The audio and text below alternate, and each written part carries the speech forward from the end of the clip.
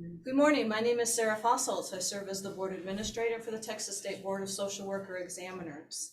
I'd like to begin today's board meeting with a roll call. Chair Brumley. Present. Ms. Andrade. Present. Ms. Graham. Present. Excellent. Mr. Morris. Present. Ms. Moser. Present.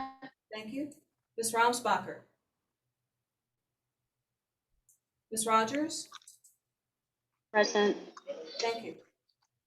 Ms. Sáenz Davila. Present. You might need to get a little closer to your mic.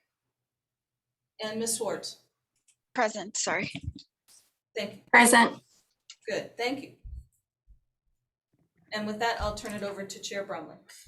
All right. Good morning, everyone. So we will start the meeting at 8, or officially, I guess we started at 8:30. So we'll call the meeting to order. With that, we'll need an approval of the minutes. Hope everybody had an opportunity to read the January 7th board meeting minutes. I'll make the motion to approve. I'll second. So I have a motion by Ms. Moser and a second by Ms. Graham. All those in favor of approval signify by saying aye, raising your hand. Aye. Aye. So it is approved. All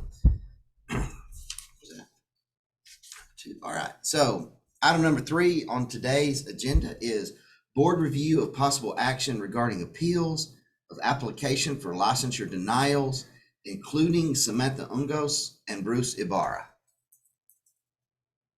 Ms. Ungos is present. If you're ready for. Does everybody had an opportunity to look at your information from your packet to see what we're talking about today? And if so, Sarah's informed me that Ms. Ungos is present for the Zoom. Anybody have any questions before we bring her in, or questions for the attorney? We have, let's see, Patrick and Andrew both are here. Anybody have any questions? Okay. Ms. Ungos, are you able to unmute? And you have a few minutes to address the board. They did receive all the materials that you sent, so if you have anything new to add, that would be helpful.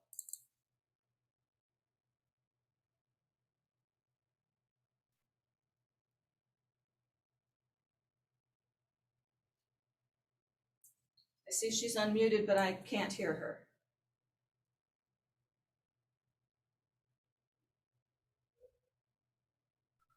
Ms. Ungos, we can see you there, not on video, but your name there, and we do not hear you. Are you able to hear us? Do you have a volume control on your microphone?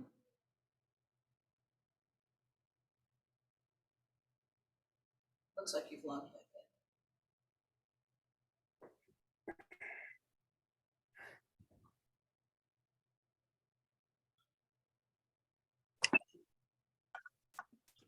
Are you there?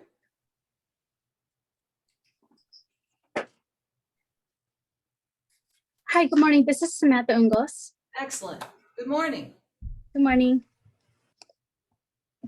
Is there anything you'd like to share with the board this morning, other than the materials that you've already sent? I've already sent the materials. Okay. So is this where I present my appeal? So yes, this is your appeal. The board members received all of your written materials, as well as the file that the staff had. Okay. So I guess if the board members have any questions of Ms. Ungos? Yeah, Ms. Ungos, do you have anything that you'd like to add relating the situation? Yes, I do. I do have a statement prepared that I'd like to present to the board. So first of all, good morning, esteemed board members and colleagues. My name is Samantha Ungos, and I humbly appear before you to appeal for your reconsideration of my supervision hours. The timeframe under review covers April 2018 through November 2018. At that time, I was employed at the El Paso Behavioral Health System, an agency that did not employ a board-approved supervisor. I was approved by the inpatient clinical director to receive off-site supervision. A trusted colleague and LMSW professional recommended Mr. Samuel Nunez, as she herself was a supervisee currently under his supervision. I verified through the DSHS website that Mr. Nunez was a board-approved supervisor. The search produced an Excel spreadsheet containing a list of board-approved supervisors to include Mr. Nunez. Referring to document number 1 is the email that contains the spreadsheet and the timestamp of February 19, 2018, when I conducted the search and emailed the spreadsheet. Supporting documents 2 and 3 show a list of the board-approved supervisors along with a zoomed-in image of Mr. Nunez's license listed as current. I contacted Mr. Nunez and we met in April 2018 to discuss my goals for supervision and complete my clinical supervision plan. The clinical supervision plan, along with the required documents, were mailed to the Texas State Board of Social Worker Examiners. A deficiency letter was mailed to me dated May 19, 2018, explaining a discrepancy in the practice locations. I replied to the deficiency letter with the correction and received no further correspondence. I called the board and was advised by an administrator to contact the board via email as he was unable to access my file. See supporting document number 5. An email was written to the board and I received an automatic email reply with no further correspondence from the board via email or postal mail. I proceeded to meet with Mr. Nunez and accrued 28 supervision hours. In addition to clinical supervision, I received intensive professional consultation for cognitive processing therapy and EMDR through the Strong Star Initiative and River Sage Institute for a total of 16 hours from April 2018 through September 2018, coinciding with the timeframe I worked with Mr. Nunez. Due to a family emergency, I discontinued supervision with Mr. Nunez. I later returned to clinical supervision in August 2020 and worked alongside Ms. Laura Hamley, a board-approved supervisor, for 72 hours until complications from her cancer and her passing led to transferring with Mrs. Elizabeth Depew, a board-approved supervisor, and my on-site supervisor. Ms. Hamley did what one expects a supervisor should do. As her health began to decline, she shared that with her supervisees and offered them options of board-approved supervisors to transfer their supervision to. In preparation to schedule my Lcsw exam, I contacted the board in December 2021 to confirm my eligibility to sit for the exam. I was informed by Ms. Maria Haynes that my clinical supervision hours with Mr. Nunez was not on file, and I was advised to submit my clinical supervision verification form and a request to the board to accept my hours. At that time, I learned that Mr. Nunez was under disciplinary action. After providing the necessary documents and multiple attempts to contact the board, I received notification on March 25th, 2022 of the board's decision to deny my request. The reason for Mr. Nunez's suspension was not disclosed, but regardless of his actions, his behaviors are not the standard to which I follow. I am guided by the NASW Code of Ethics to conduct myself with integrity. And prior to becoming a social worker, my years of service as an Army medic have instilled the values of honor, integrity, and selfless service. As I awaited the board's decision, I continued clinical supervision and have accrued a total of 112 hours, 12 of which exceed the supervision requirement, in addition to the 16 hours of consultation for professional development.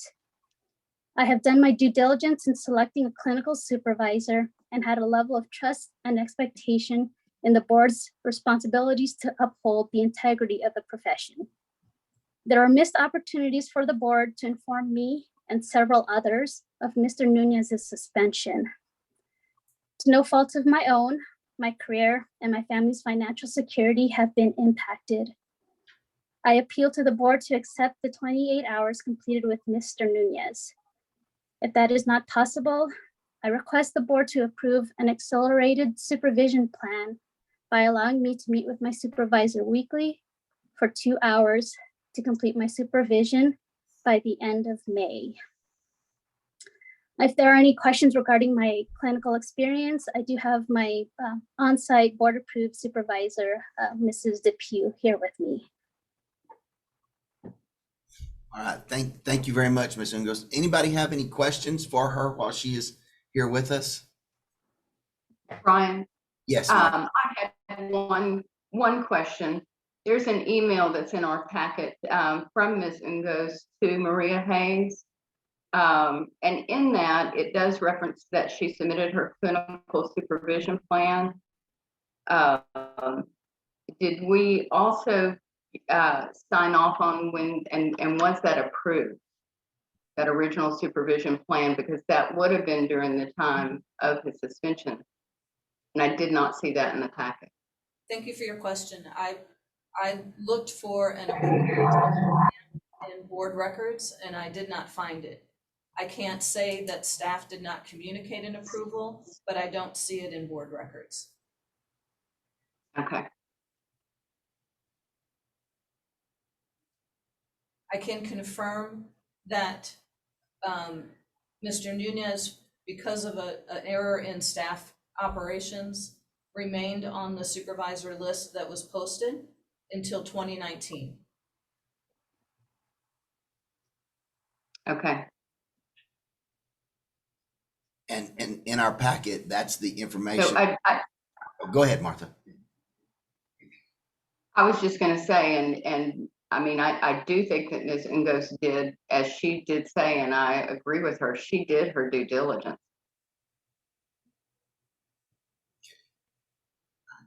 Anyone else have any input, questions? All right, anyone want to consider a motion related to Ms. Samantha Ungos?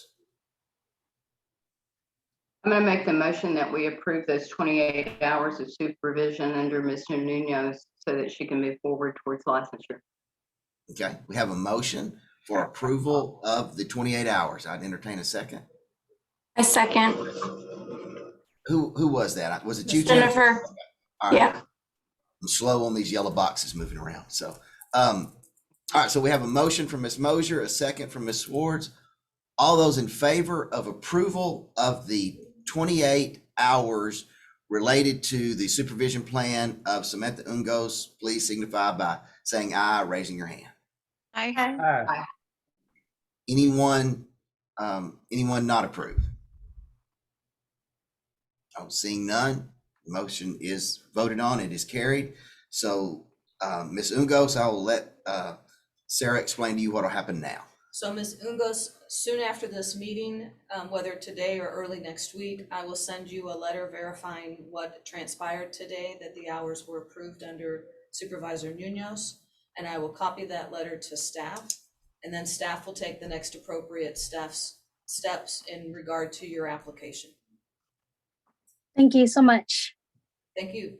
Appreciate you appearing today. Thank you. All right. May I Next. make a comment to Ms. Ungos? Certainly. If you haven't been told lately, thank you for your service. Thank you, Mr. Morris. Yes, ma'am. All right, thank you, Ben. All right, now we have Bruce Ibarra. So I don't see.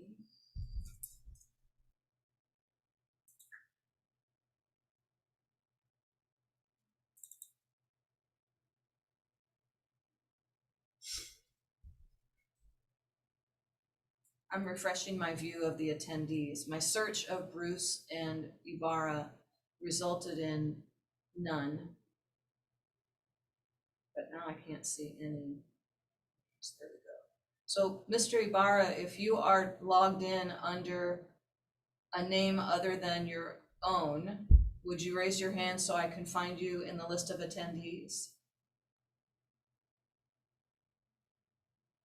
And I don't see anyone logged in just by phone. So I don't believe that Mr. Ibarra has joined us. And is Attorney Patrick or Attorney Andrew going to present to the committee, is there anything other than what was provided in the packet that needs to be discussed or needs to be presented to the board members? I don't know that there's much. I don't know if Andrew, you looked at this. I think actually another attorney reviewed this. Did you look at it, Andrew? Sorry. I did not. I do not recognize this name. I am looking at the letter. It does seem to be some pretty serious charges, but I don't have like the actual criminal background documents to actually, make an opinion on that. Yeah, I can just briefly give you a little bit of a synopsis because I know this came from through licensing, and I believe another attorney looked at this.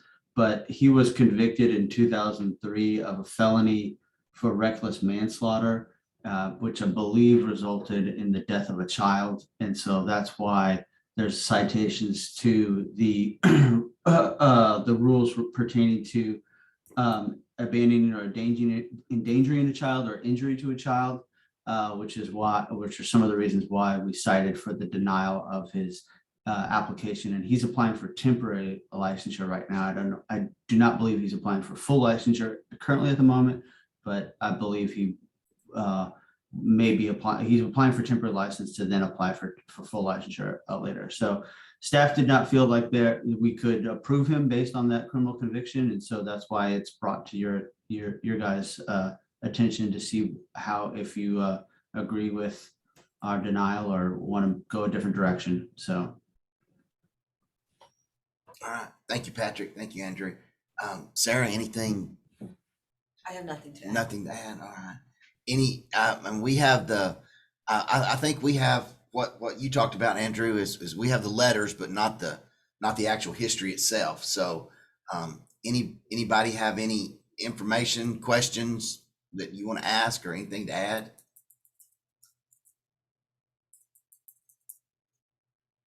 Okay. I guess the question I have, in some of our criminal history cases previously, we've been directed by the attorneys in terms of whether we have any leeway or discretion with this. Does this fall into where we do have discretion or we do not have discretion? So the ones where no discretion relate to felonies that result in, correct me on this, Andrew, it's aggravated assault, things where there's a violence, where there's some sort of aggravated violence. I don't know that this one falls under that particular, those are the mandatory, where it says shall deny, doesn't say may. These fall under, I believe, different provisions under Chapter 53 of the Occupations Code that talk about an agency may deny. So I do think that there's potentially discretion in this instance, but when staff looked at it, we didn't think that this was something that was it looked like it was directly related to the profession because it's on the list of convictions that relate directly to the profession or the duties of a licensee, and so that's why we denied it. But correct me if I'm wrong, Andrew. I don't think I cited that statute correctly, but it's something to do with a felony of threat or use of force, and I don't think that this particular conviction was one of those, right? I do not believe it falls under 42A, the laundry list, where judges don't have discretion to offer probation. Mhm. It may fall under Chapter 108, felony conviction involving the use or threat of force. I would have to look into that a little bit more, but it definitely, let me see the citation, 2204, injury to a child. That is definitely related to the practice of social work, and that would give the board, at least authority to deny the application. But I believe that is a may statute, not a must.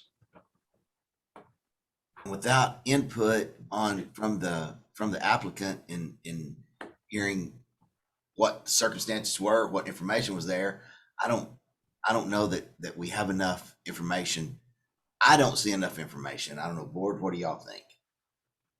I agree, Brian. I didn't feel like I had enough information in terms of circumstances what happened past that? Was he imprisoned? Was he on probation? Did he complete that successfully?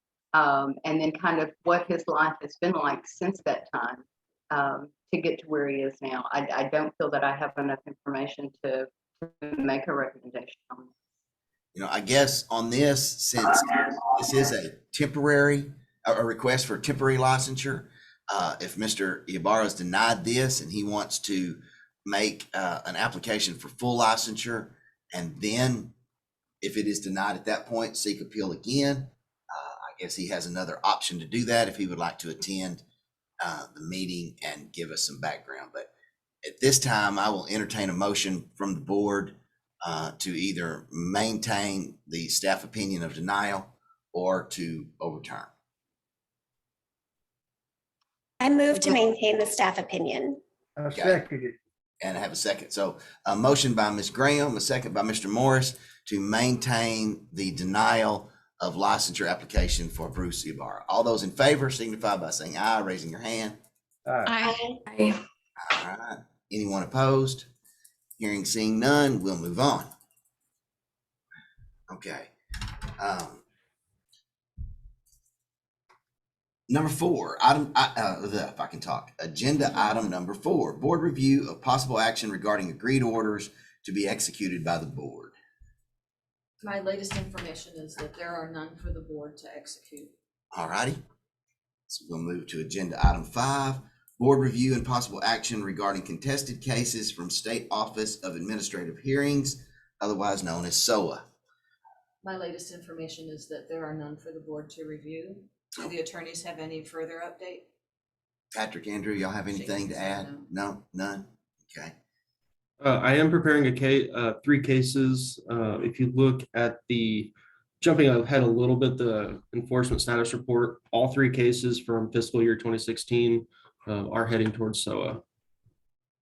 Thank you. Okay, thank you, so.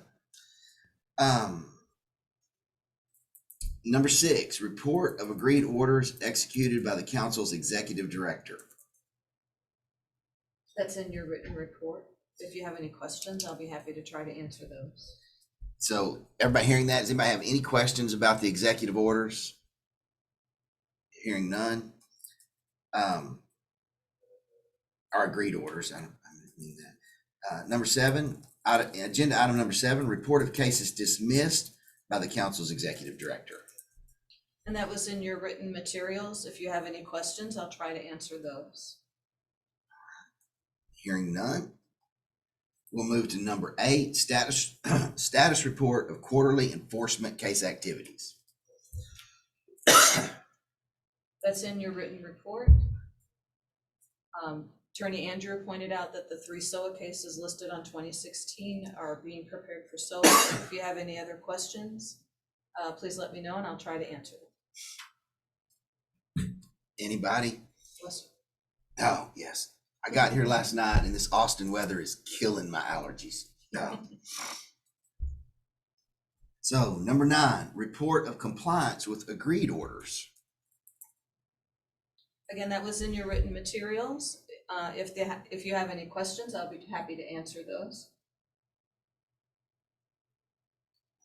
We'll move on to number 10, discussion and possible action to re-elect or replace Vice Chair Martha Moser, Lcsws, per Administrative Code 781-207 elections. So according to the board rules in 781.207A, at the first meeting following the last day of January of each year, the board shall elect a vice chair. So that's why it wasn't on the January agenda, because I have to wait till after the last day of January. I will just say, I've been elected to that for the past couple of years. If anybody wants to step into that position or be considered for it, by all means, please do so. Thank you, Ms. Moser. I'm not seeing a rash of hands going up here. Well, without any, I mean, we officially have to have an election to either maintain Martha as vice president or vice chair or replace her. So in the essence of time, Martha, are you willing to remain? Yes, I am. Okay. So hearing that, I would accept a motion to maintain Vice Chair Moser in her current position. So moved. Need a second? I second. All right, so we have a motion by Ms. Graham, a second by Ms. Andrade. All those in favor of Martha Moser as Vice Chair, please signify by saying aye, raising your right hand. Aye. Aye. Any opposed? Hearing none, seeing none, we'll move on. Congratulations again, Martha.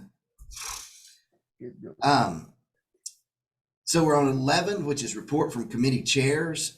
The first one is the Ethics Committee. There is really nothing to report related to ethics at this time. So licensing standards, Martha, anything from your committee? No, we have nothing to report at this time. One of the things, and I don't know, I talked to Sarah about this, and did you set us up a meeting? I don't remember.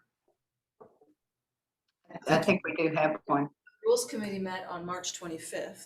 Yeah. Oh, it was rules. Okay. All right. And I'm planning a license committee meeting, but I messed up the dates. So after today's board meeting, I'll try again to find a date. Probably will be in the second week of May for the licensing committee to meet and to review some issues. Okay. All right. So then Professional Development Committee, I don't have anything to report out of that. We've not met. As things come up, the way I guess y'all understand is when there is business for the committees to do, Sarah will reach out to those members and try to set up a Zoom time so that we can have a meeting as needed. Then finally, the Rules Committee. Martha, y'all met on the 25th. Yes, we did meet on March 25th. We did consider several rule changes, and those are actually in item number 12 on this agenda. We did recommend that it move forward for consideration. Okay. I think that your train was going off in the background. I think we heard you. So you're recommending that. Sorry. You're recommending that agenda item number 12 be approved. Yeah, for consideration for the board. Okay. All right.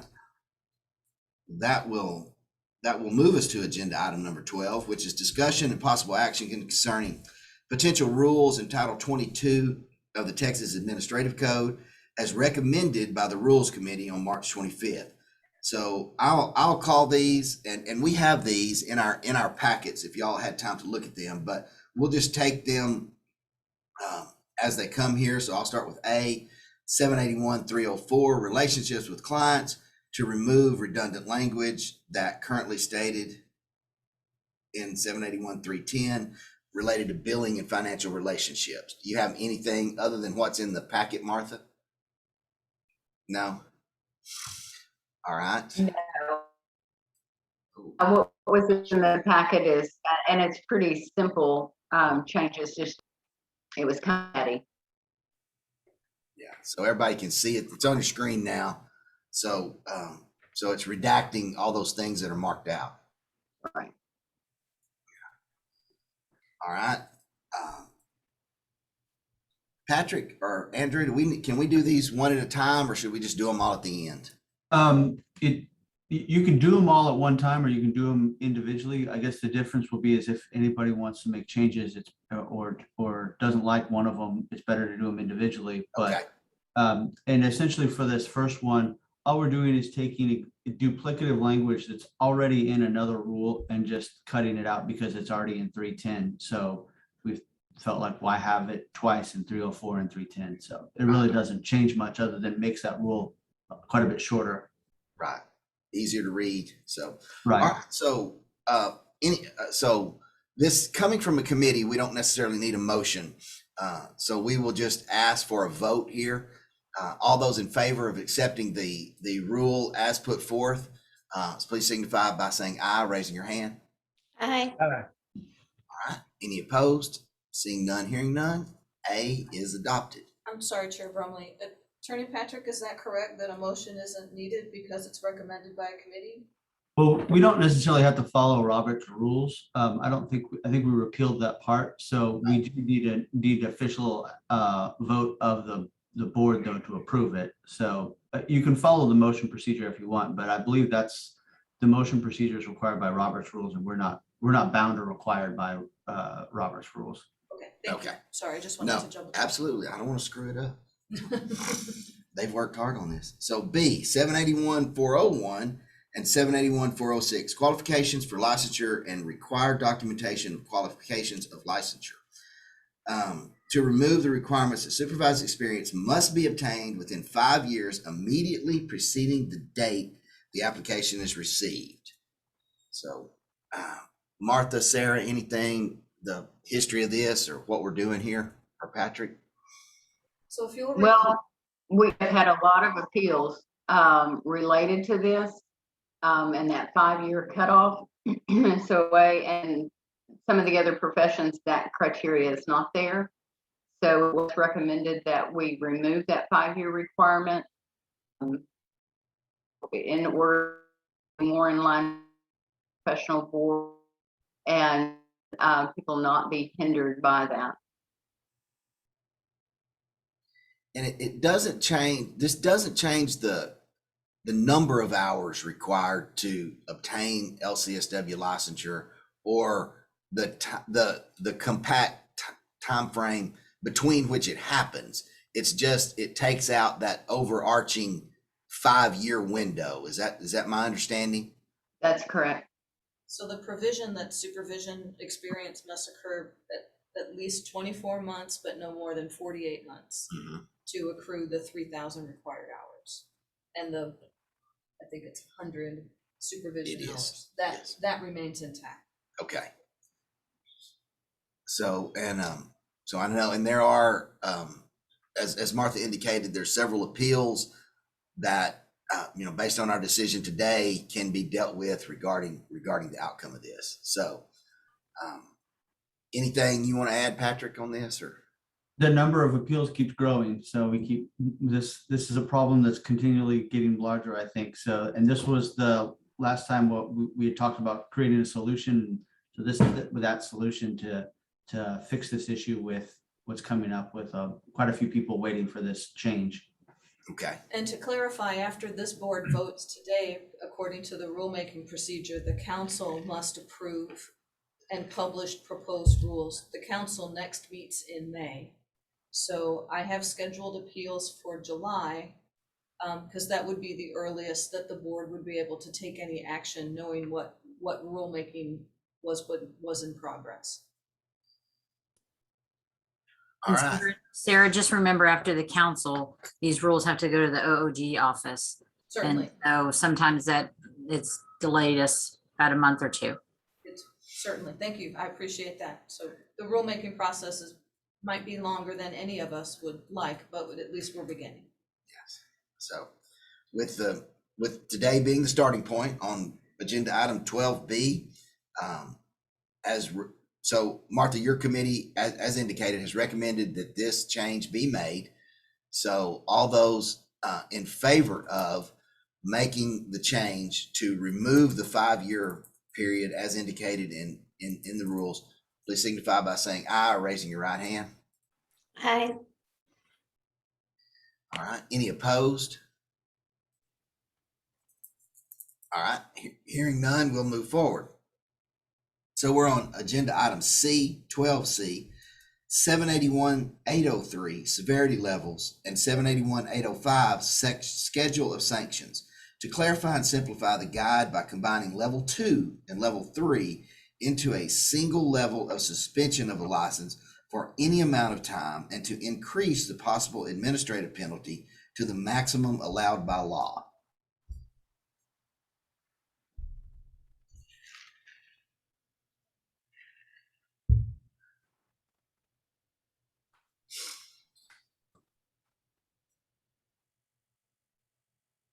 All right, so on your screen, you've got those there. So it's basically removing the level 3. So we'd go, are there 5 currently? There are 4. There's only 4. No, Okay. there's 5, I'm sorry. Yeah, there's five levels of currently. So we would be reducing it to an overall number of 4, but 2 and 3 would be combined with a change of suspension, taking out this moderate, extended, which are very superfluous words, and then adding the dollar amount to match that which is allowed by law. That's the way I understood it. Martha, is that the way your committee intended it? That's correct. For some reason previously there had been a limit on the amount. They kind of did that in incremental based on each level. This would allow for that full maximum to be considered in each circumstance, irregardless of the level. Okay. And it just simplified, like you said, the level 3 was kind of just put in as a level that we didn't feel necessarily needed to be there. The honing it down into 4 levels versus the 5 seemed to make things a little clearer and crisper in terms of looking at sanctions and where things may fall into. And again, based on what we've heard before, this has to go to BHEC on the 18th of May, and then through the same process that Brenda talked about through the OOG. So it'll take a while, but this won't have the same immediate impact that B does on the public, but it does allow staff a little clearer opportunity to see and understand how these penalties work and happen. So these two go hand in hand, 803 and 805. 803 explains the different levels, and 805 is a simplified chart of which level is applied for which violation. Gotcha. Just wanted to refresh your memory on that. Okay. And as indicated, this doesn't remove us from having the ability to report somebody to the national database or anything like that. It just allows us to have a cleaner system of which to look at disciplinary actions and apply those to an individual. So, all right.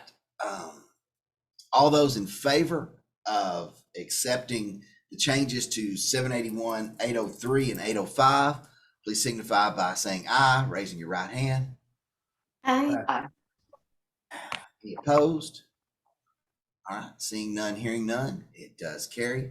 So after today, sometime in the near future, Sarah will take care of doing the things that need to be done. So we will now move to agenda item 13, discussion and possible action regarding Association of Social Work Boards, ASWB exams in Spanish.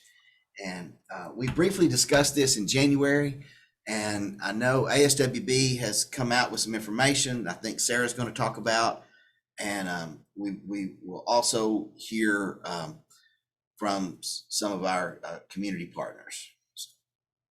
So staff met, on behalf of the board, staff met with ASWB on March 30th, and they provided information regarding some of the nuances of an exam in Spanish. So for example, they explained that it's not like you take the English exam and you translate it. What you need to do is start from scratch with Spanish language and Spanish culture in mind, and all of the psychometrics and analysis that goes into the exam has to be done in Spanish. And realizing that ASWB is not only the US, but also Canada, I believe. It is. And understanding that the Spanish that is spoken in, for example, Mexico is different than the Spanish that might be spoken in Puerto Rico. So there are many nuances and details that need to be exactly right in order to defend a Spanish exam. They're not off the cuff opposed to it. They were just explaining the hurdles that would need to go through. They have already included in their, you may recall that that ASWB is doing a workforce, a practice survey. So they are re-examining, does the current English exam still align with social work practices? And some of the materials that they're disseminating for gathering the survey data, that practice data, is in Spanish, because they want to collect that data and analyze it for possible use down the road. So I just wanted to relay that to you, and they provided this to us on March 30th, and then since then they've also had a press release. So if anyone who's in attendance wants to look at aswb.org under their news or their press release section, you'll see similar information to this in regard to that. That's what I have to share. If there's any questions from the board members, I'll be happy to try to answer them, or I'll carry them forward to ASWB. Anybody have any questions, any information that you'd like, anything? It just sounds interesting. I think it'd be really hard to capture the different backgrounds, just having lived in Connecticut and been around Puerto Rican or Dominican people and Chilean people. To capture all that is, I'm curious to hear, I guess, who's going to be on the panel for suggesting information. I kind of feel the same way, Dolores, when I go to ASWB stuff in DC and Chicago, because they don't use the same talk as I do at times. So it doesn't always work out. But I think, the general idea of, inclusion and equality is a plan that I'm glad to see that's moving forward. So, and Sarah, is this where we If you'd like. can share? Yes. So in your packet materials, I included a PDF of the PowerPoint presentation and the notes that were provided by NASW Texas. So you had that material for you to review. Let me call up. I think I saw Mr. Francis earlier. Oh, he just jumped off my list to the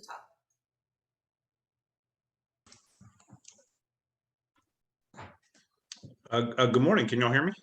Yes, sir. We do. Hey, everyone. This is Will Francis, Executive Director of NASW Texas, and I'm not going to be really long. I just want to thank you all so much for taking the time to really look into this. You'll see here, we conducted a survey out among social workers across Texas, just really to get sort of a lay of the land and see what things look like. And that sort of aligned with some of the census data showing the rise in Spanish-speaking clients and the overall increase in, I think, the Hispanic population in Texas. Really meant we feel this, similar to y'all in the way I think Chair Brumley said so well, is really an equity issue. And a lot of what we heard from were people who because what we tried to do in this was really capture a snapshot of the workforce as well as the need for the exam. And the number of people we heard from who are primary Spanish speaking within their agency, who utilize translation services, who conduct social work in Spanish, was really large. And it really sort of impressed upon us the need to look into developing an exam that would reflect the actual social work being practiced. Currently, there are some accommodations for Spanish. If you are a Spanish speaker, you can ask for a dictionary, you can ask for time and some other things. But what we heard from was that really there's many clinical terms, clinical ideas, clinical frames of engaging with clients that aren't in that dictionary. And exactly, I think Dolores said it really, really well. This is going to take some time to figure out the cultural background of this test. It's not taking the current exam and running it through Google Translate. It really and truly is utilizing all the different cultural components. But we're just so excited to hear that ASWB is really interested in this. If you again, like I said, I'm not really going to go through the PowerPoint, but if you do look through it, you'll see quite a few quotes. We really tried to let social workers speak for themselves in there. And really overall, what we really heard and sort of the theme that runs through it is, it really would be beneficial for me to, or would have been beneficial for me to have that option, simply an option, to test in a language that either I know will align with clients, or I know aligns with my background and the social work that I've studied. And so, again, we just really thank you for looking at this. We encourage this to be an issue. If there's any resources I can provide, happy to answer questions now. But again, really just want to say thanks for taking a look at the PowerPoint. Thanks for engaging with ASWB. And I hope this is an issue that the board really continues to promote. So thank you for allowing me the opportunity to speak here. All right, thank you, Will. And Will, I should have took the opportunity to look, but I didn't. Is the PowerPoint that you created available on y'all's website? It will be. I just wanted to make sure you all had a chance first, but then we were going to post it up today, and it will be available to anyone in the public who wants to look at it. Thank you. Okay.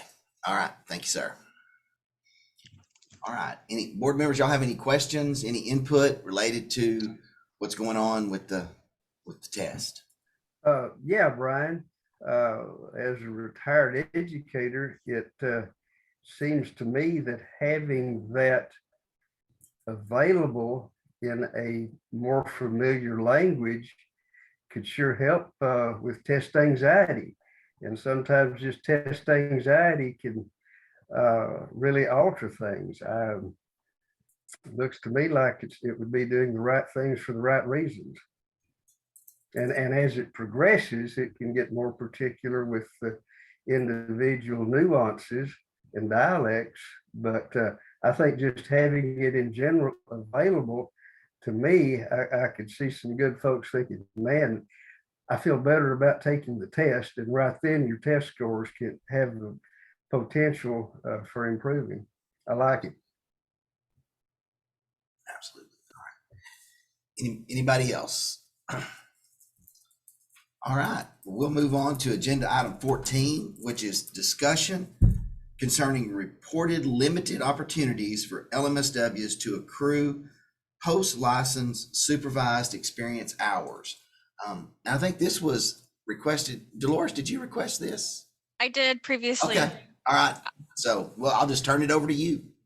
Well, I think we talked about it and they said that I would have to bring it up, I guess, to another platform that has the ability to bring it to, I guess, to pass as part of, it doesn't have to do with us, I think is what Sarah said. Is that right? If I recall correctly, there's an insurance code, a Texas law called the Texas Insurance Code that specifies LCSWs may bill for insurance. And it specifies that category of licensure. Okay. It was discussed by the attorneys, I believe at the January meeting. Yes. That may be the part that dampens the opportunities for master social workers. Right. Because they are then limited to a private pay type of service. Right. So, and of course, the board has no authority to change statute. And as a board, you may not lobby the legislature for a change. As individuals, any individuals of the public, you may express to your legislators that you are not speaking on behalf of the board, that you are speaking as an individual, and you may express and partake in the political process. Yeah, because I read the information provided and it sounded like psychology has something that I think would benefit a lot of students to get a different experience to earn their hours. I know I get a lot of requests for supervision and it's very hard in a private setting. Most of the students go to the hospitals or the VA or other large agencies that can. So I'm sorry, are you discussing a graduate practicum experience, or are you expressing? No, the clinical licensure supervised experience? Yes, supervised post-licensure. Okay, thank you. So that's post-graduation, post-licensure supervised experience for supervision, yes. Licensees. Yes. Okay, thank you.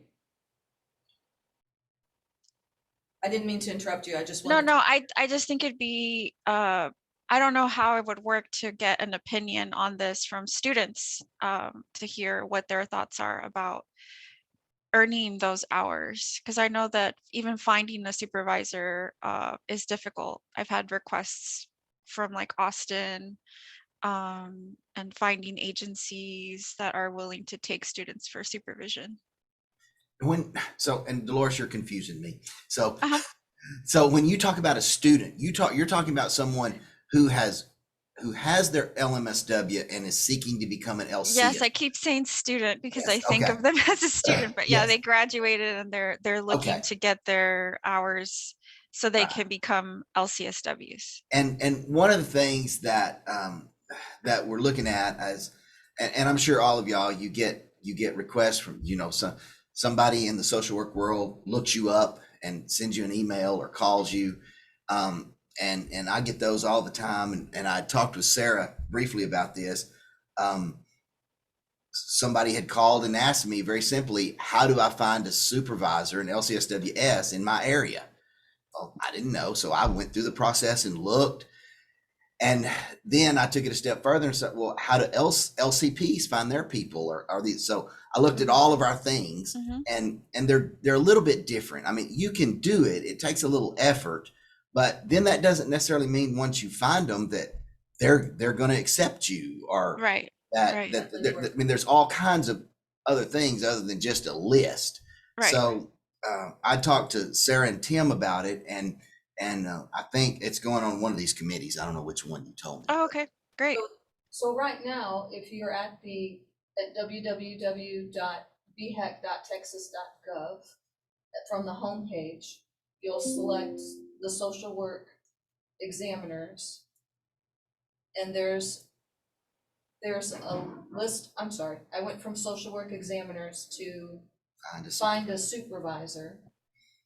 And then here is a list of all the current supervisors.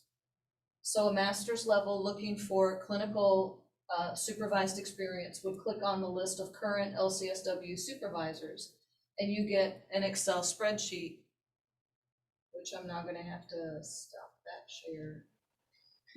Start that one. Window. And if you have Excel, you can sort by county or by city, and that at least identifies who's current. But again, we don't have the data to share who's accepting or looking for a supervisee.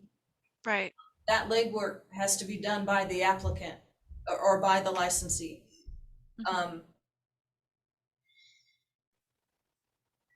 And one of the things, and Sarah, you'll have to answer this because I don't remember. There's no delineation about who only does it face-to-face, who does it virtual. We don't have that data. That data is not and collected. That could change from day to day. Right. Yeah, that's not collected anywhere. So like Dolores was saying, you may be located, because there's no rule that says that you have to be in the same, that your supervisor has to be face-to-face with you. There is virtual supervision, but that's a whole other process that I really don't like, but that's just my opinion. So, that's a process that, you also, so there's a lot of steps to finding a supervisor out there that, you would think with today's technology, there would be a very simple, let's click here, let's find this person. Yep, they're approved and they have this many openings, but we're not there. An alternative that Chair Bromley was alluding to was from the council's homepage, click on the link, verify a license or check a license status. And that gives you a number of search options, including by city or by county.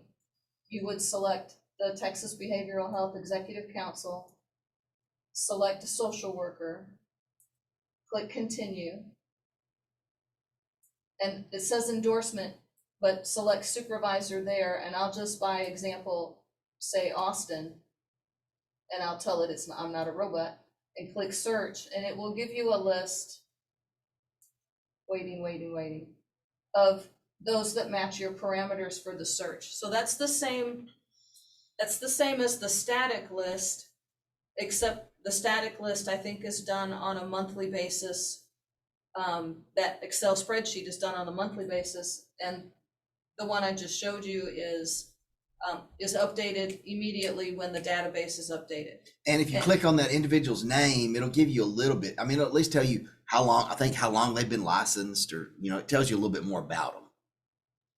Mr. Spear, Yeah, that list is updated weekly. weekly, thank you. I update that on Monday or Tuesday of each week, depending. The Most excellent. the Excel sheet, or the one she just showed us, Tim? Excel. The Excel, okay. What she showed you is living. So from one day to the next, it can change, whereas that list is only on life support, I guess you would say, because it's once a week. It's a snapshot.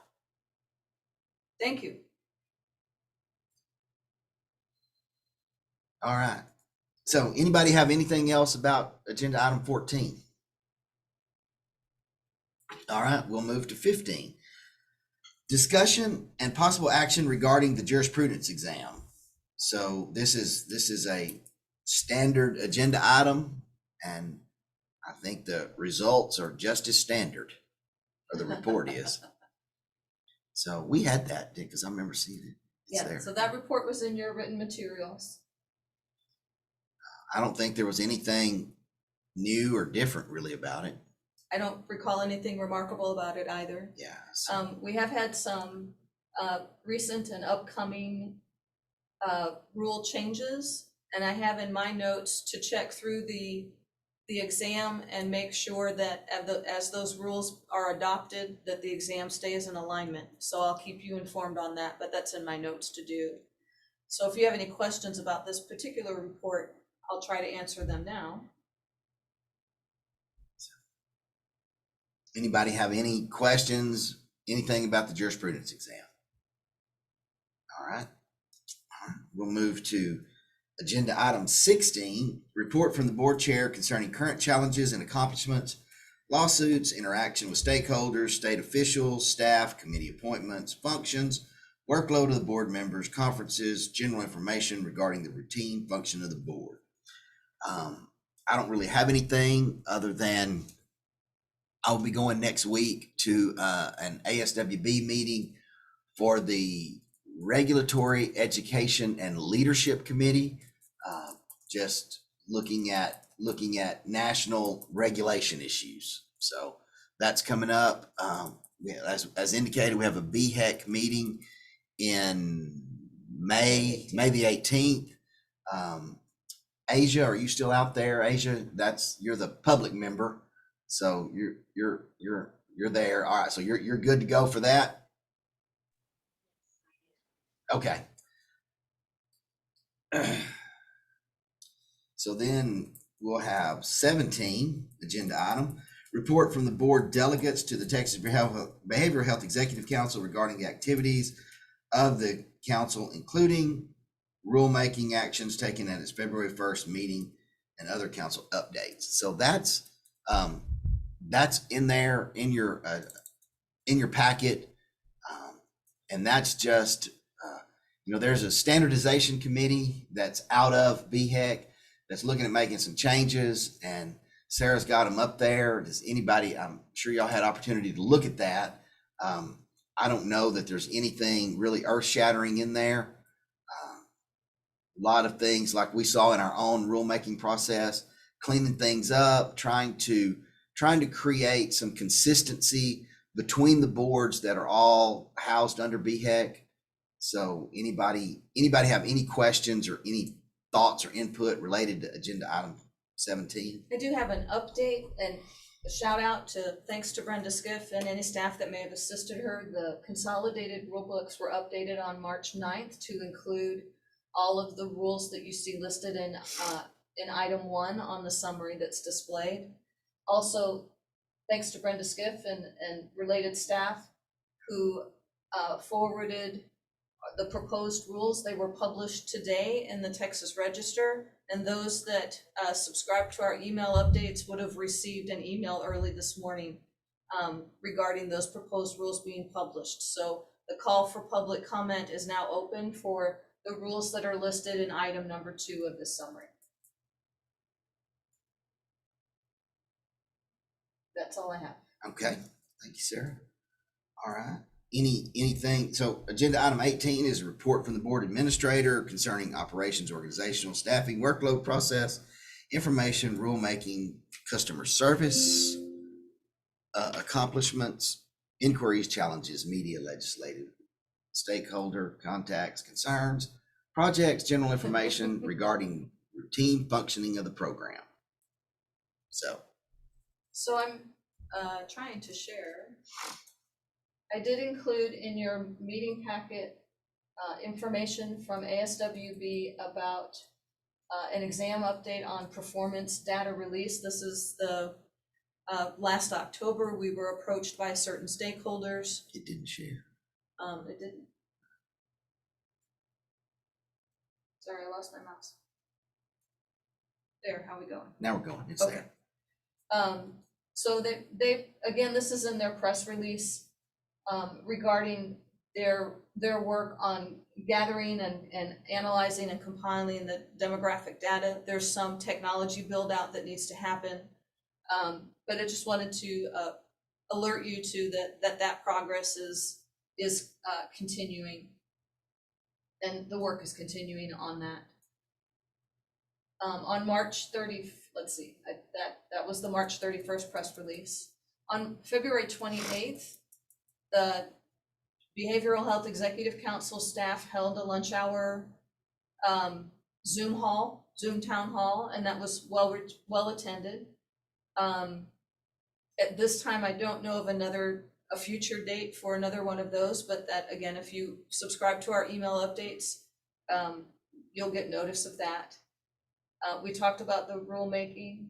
I'd like to remind everyone that if you've not done fingerprinting for your initial license or for a renewal of your license, if you're dually licensed, and your renewal for your social work license is coming up, that fingerprint process is statutorily required.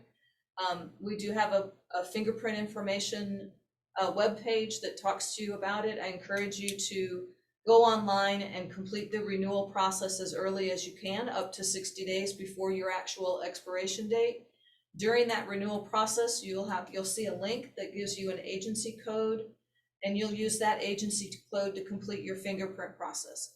And the earlier you get that done, the less likely that there'll be any delay and that your license will be renewed before it expires. So I just wanted to remind everyone about that. I think that's about it for my report.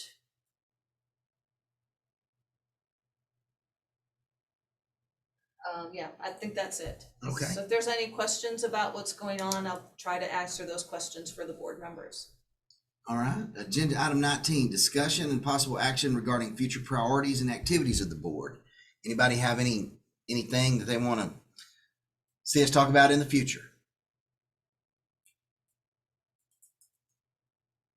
All right, well, that will take us into agenda item 20, which is public comment.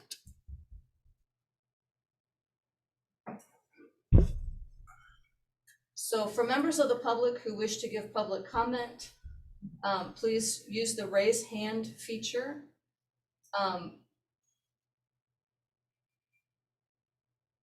Once all the individuals who are attending by computer have been given an opportunity to provide public comment, I'll check if anyone who is attending by telephone would like to give public comment. I will let you know that there is no one attending here in person, so there's no one here would like to give public comment. When you give public comment, please note that the public comment is not intended for a discussion or a question and answer session with the board members. When making public comment, please identify yourself and whether you are speaking as an individual or on behalf of an organization. All public comments will be limited to 3 minutes unless otherwise directed by the presiding officer. And as always, in lieu of providing public comment during the meeting, you are always welcome to submit written materials as described in the agenda, but please submit them at least 7 days in advance of the meeting to ensure that staff can forward them appropriately to the board members to review prior to the meeting. With that being said, I'll look at the list of attendees and see who has raised their hands. Mr. Francis, do you have public comment? Thank you. Will Francis again, NASW Texas. I will be brief. Again, just wanted to thank you for discussing the Spanish language. I also really wanted to thank you for the 5-year cutoff removal period. I get so many calls from people who are reinstated or their license, for whatever reason, their hours fall beyond that, but were approved at the time. And that's just going to be a huge, huge benefit. So it doesn't change any of the process, but really will allow more people in. I want to thank you on that.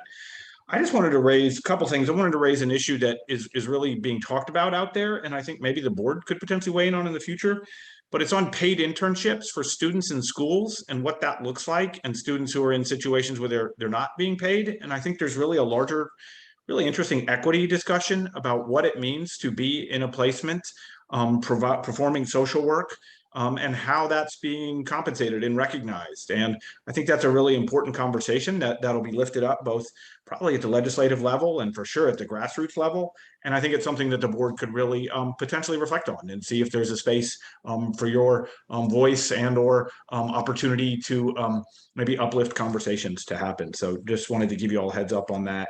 And then lastly, I think something that I'll be trying to talk about at the BHAC meeting, in the old days before BHAC, if a license was, if somebody didn't get something in time, it didn't show up as delinquent on the website. And now say they get their fingerprints done on the 27th and it doesn't come in until the 1st of the month, they can show up delinquent. And I've had some people, at least one for sure, who's had issues with their work because of that.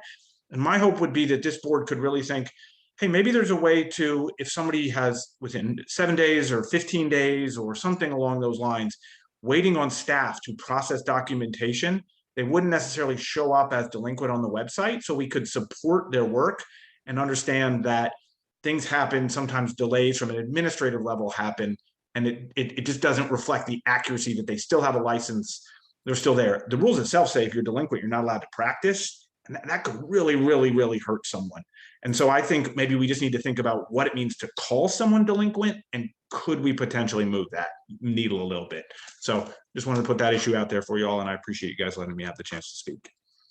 Thank you, Mr. Francis. Karen Carrillo. Correct my pronunciation. That works. Okay, so my name is Karen Carrillo. I'm an LMSW.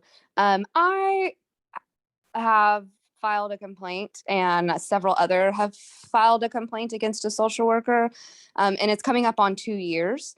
So we were wondering, what is your plan, or what is the board doing to expedite the complaint process for people who are unethically practicing, and going on 2 years since that complaint has been filed is a huge issue. So that was just what are y'all able to do to expedite those complaint processes? Thank you. I can express that since the transition to the Behavioral Health Executive Council, which inherited a legacy of a backlog of complaints, that the council staff have made tremendous strides in reducing that backlog. They have employed what Director Spinks calls a pincer type of strategy, where they're looking at the oldest complaints and the new ones as they come in, so that there's not just a continuation rolling of a backlog. They have made great progress. The work's not done yet. Staff does try to communicate to the complainant in regard to a schedule. I don't know your case, and this isn't the forum to discuss the particulars of it. But my hope is that investigative staff has communicated to you in some form or fashion. I'll make note of your name, and if you have a email in the database with your complaint record, I will reach out to you after the meeting. Okay, thanks.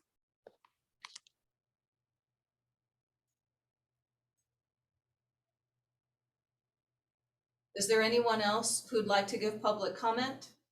If so, please use the raise hand feature in Zoom.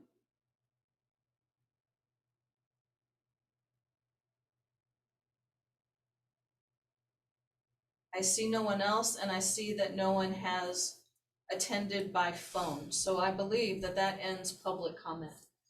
All right, thank you, Sarah.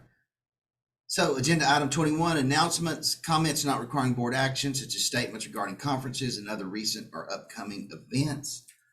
I know here in Texas, NASW conference is coming up in October. Other than that, I don't know offhand of anything coming up. Board members, y'all have anything that you have or know about? I have a little. Sarah has a list, so we'll go with it. April 11th through the 12th was a meeting of the Department of Defense and the Council on State Government Compact of what they call the document team. This is the team that drafts the model legislation or the template legislation based on recommendations from the Compact's technical assistance group. So just wanted to update you with it.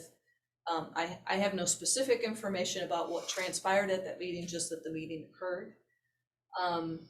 April 28th is an ASWB Administrators Forum. I'll be attending that virtually. Chair Brumley noted that he'll be attending the educational meeting on the 29th and the 30th. That's right. May 18th is the council's next meeting. July 8th is the social work board's next meeting. August 4th, ASWB is holding a special delegate assembly, and Chair Brumley is serving as the voting member for this board. August 23rd is the next council meeting, and I'll stop there because we're getting a little too far ahead of ourselves. And dates are posted on our website if you need to refer to that. All right. That moves us to adjournment. With hearing no. I'll make the motion to adjourn. All right. And who's going to second? A second. All right, now we have that second. So all those in favor, you can signify by leaving the meeting, and we'll see y'all in July. Thank you. Adios. Thank you. Y'all have a good one. Bye.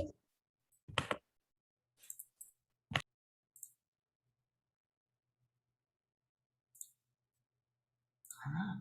That was